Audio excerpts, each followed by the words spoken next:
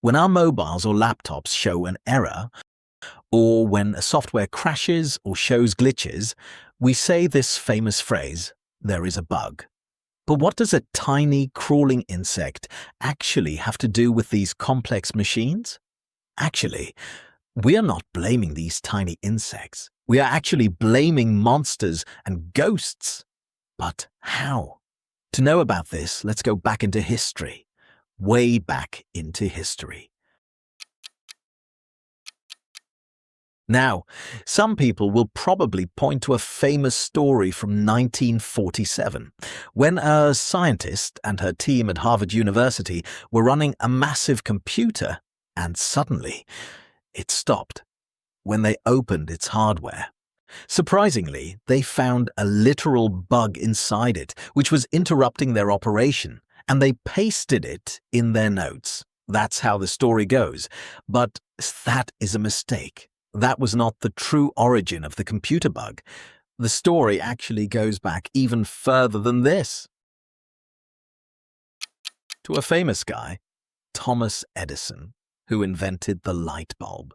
This famous man is actually the first person to use the term bug for an error, but he wasn't blaming a real insect. He was actually blaming a ghost, a monster. But why would a brilliant engineer blame an invisible monster? To track down exactly where this monster came from, we should understand its origin. Right into the 1800s, to the heart of the Western Industrial Revolution. So, the word bug is actually the altered form of an ancient word, bugger, which was used for a horrifying thing, or a ghost monster, like a goblin. Just look at this early sketch of a goblin to see exactly what they meant. There is also an alternative word to this, which is boogie, and you guys are probably familiar with it due to the famous horror movie, The Boogeyman, right? So during the Western Industrial Revolution, engineers started building massive, intricate steam engines, telegraph networks, and clockwork mechanisms. These machines had thousands of hidden, moving parts.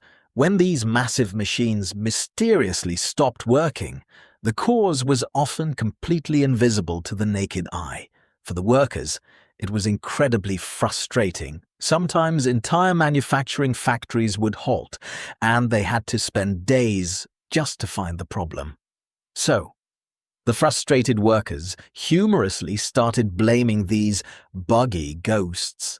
They joked that these invisible monsters were hiding inside, messing with the gears, and sabotaging their hard work.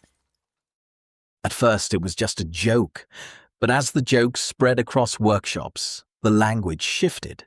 The word shrank from buggy to just bug. The imaginary monster became the name of the mechanical glitch itself. Now, let's bring Thomas Edison back into the story. While most people know him for the light bulb, he was also a master of communication technology. Back in the 1870s, he was working on complex new telephone systems for a massive telecommunications company called Western Union.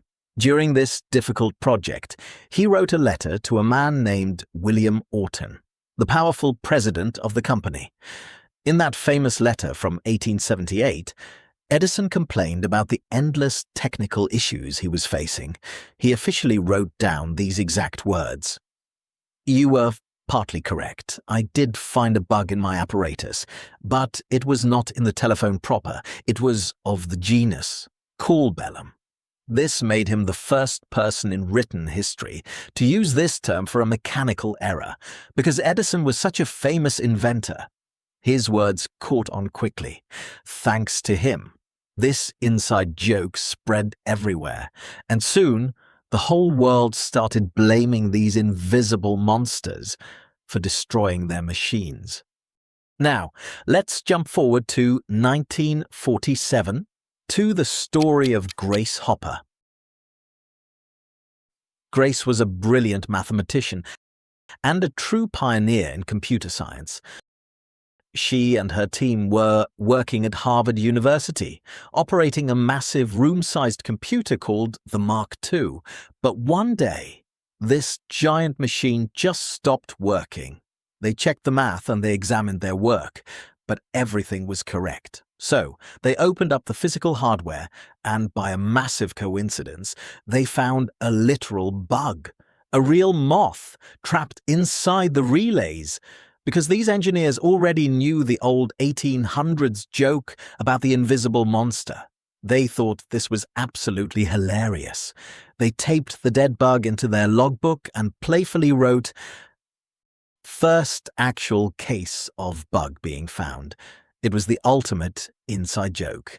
But because this famous moment happened right at the dawn of the digital age, the word took on a whole new life. The joke moved away from mechanical gears and steam engines and gained permanent recognition in the computer world. From that day on, whenever a piece of software crashed or a digital screen showed an error, we completely forgot about the monsters, and we permanently started blaming the bugs. Error. Error. Error.